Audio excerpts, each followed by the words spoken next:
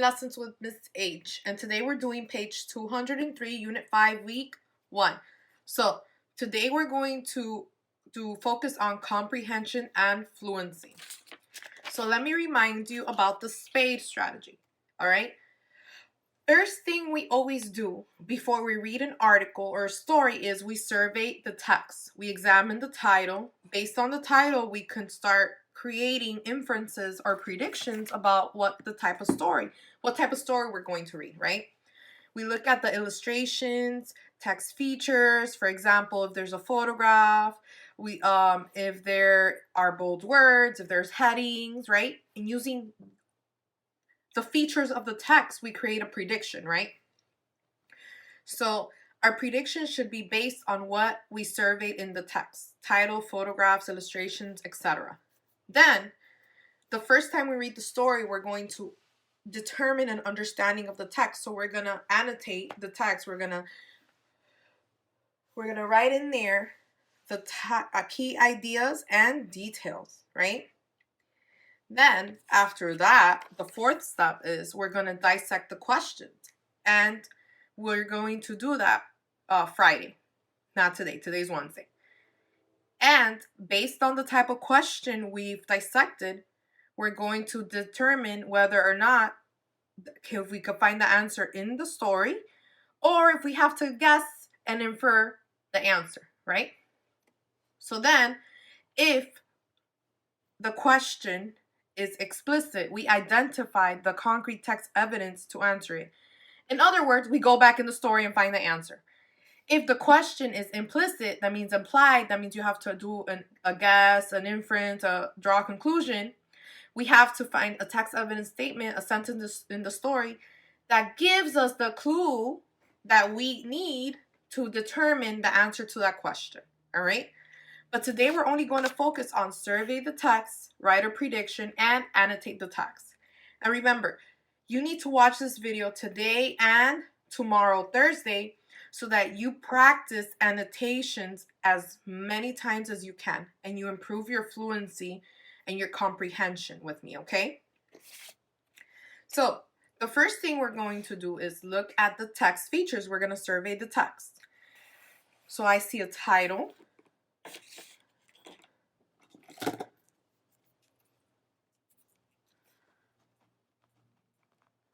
Okay, The Lost Kitten. So we already have a problem in that title. Hold on.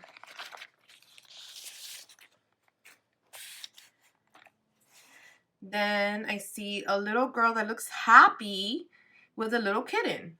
And this is a illustration. It's a big word for drawing. Okay. All right. So based on that, I'm going to give you 1 minute to write your prediction all the way here at the bottom. Prediction. I predict this text will be about, and then you're going to have 1 minute to write your prediction. Ready, set, go.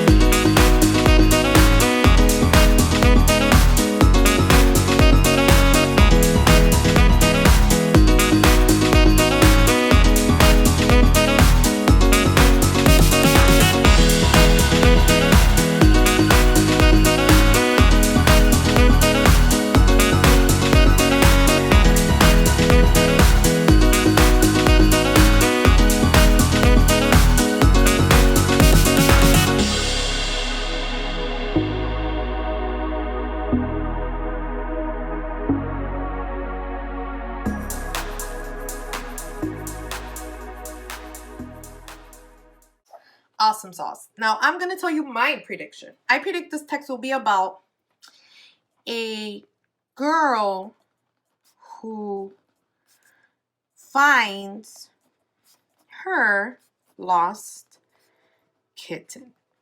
How did I create that prediction? I used the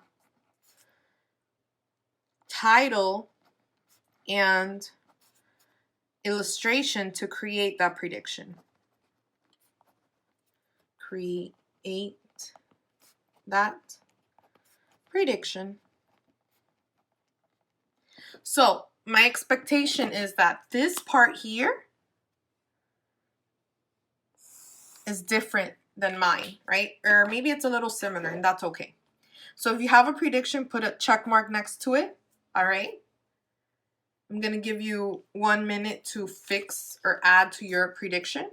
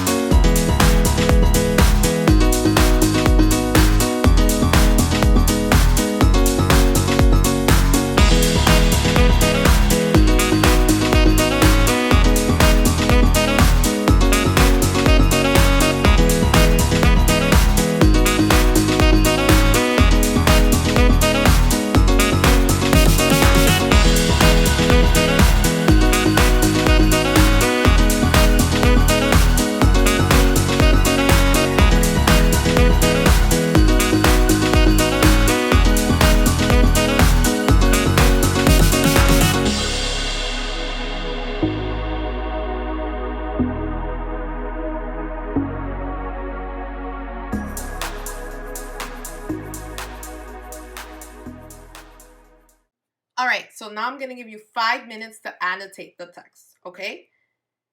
Annotate as best as you can, and then when you're done annotating, Ms. Hernandez will review the annotations and try to read the story as best as you can as well. Okay? Ready, set, go.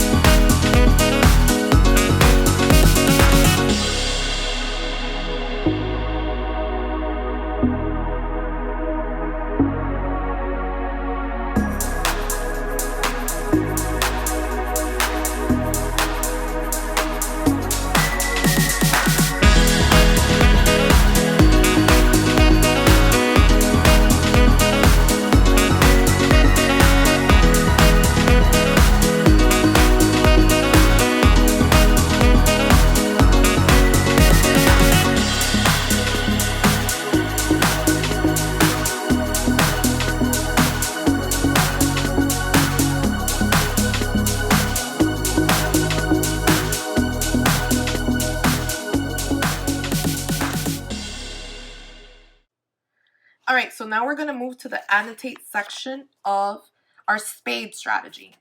So we're going to annotate for characters, setting, problem, and solution. All right, and then we have already, based on the title, I already see a problem, the lost kitten. So that to me is a big problem. So make sure you have a marker. If you don't have a marker at home, that's okay. You can use a little blank sheet of paper. You can use something to keep you on your story, and you could use your pencil as well. I'm going to use my little marker though. The lost kitten. One day, my friend Cora and I, Cora, character, I, character, one day, setting, saw a homemade sign posted on our street. The sign had a photo of a kitten and the words, lost kitten. Problem. Please call Sally, another character, at 555-0505 if you find my kitten Boots. So this is the lost kitten. Sally is her neighbor, Pam. Pam is probably the person telling us the story, right? She just got a new kitten and now her pet is missing. Problem. Too bad there's nothing we can do, Cora said sadly. I spoke up. It's not hopeless. There's something we can do. We can ask our neighbors to help look for Boots. So Pam is trying to solve the problem by getting the community involved. We asked my dad to help with our neighborhood search plan. First, we went and talked to Sally. Sally explained what had happened. I was careless enough to leave the back door open. At least she admits she was careless enough. So that's how the problem started. So the author is giving us more key details about the problem. Boots slipped out and ran off, and I haven't seen him since. Don't worry, I said. We have a plan to help. Come with us. So what do you think the plan is going to be? I think they're going to try to, call the kitty with snacks and stuff. I don't know. What do cats like? Catnip or something? We all went to Mrs. Lowe's house, another character, and a setting. Sorry. After Miss Lowe heard our plan, she said, I think that's a wonderful idea. It's very thoughtful of you to help Sally find Boots. I'll be happy to help with the search. She joined our group. Ooh. At each house on the street, the answer was the same. Each neighbor would gladly help search for Boots. Yes, so the community is getting involved. S-O, solution. Dad divided up the neighborhood streets and told each group where to look. Dad. I don't remember if I heard about Dad before. Oh, oopsie. I forgot to annotate that. You see why it's important to annotate and think about what you're doing? Dad divided up the neighborhood streets and told each group where to look. Cora and I were calling loudly, Boots! Suddenly, we heard a soft meowing sound near our feet. There was Boots crouching under a bush. I held up my hand and softly called Boots' name. He came right to me and I scooped up the tiny kitten. Yeah. The little guy came to let himself get rescued. Sometimes cats will not allow themselves to get rescued. When we returned Boots to Sally, she was very thankful. She hugged her kitten tightly as she could. The neighborhood search plan worked. Thank you, everyone. Wow, how cool is that? Teamwork makes a dream work. Remember that.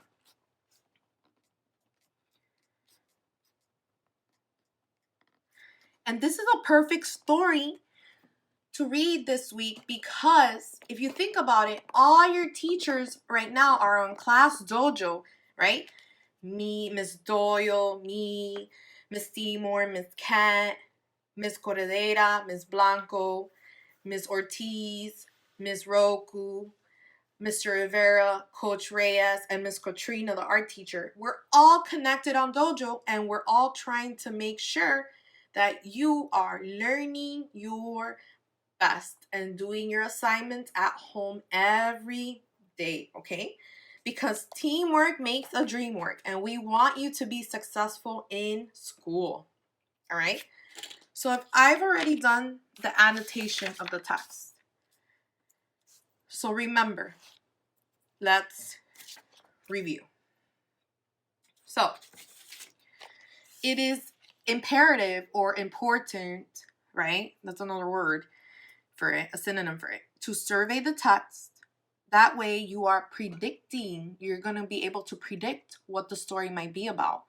And then as you read, you're going to annotate the text. All right?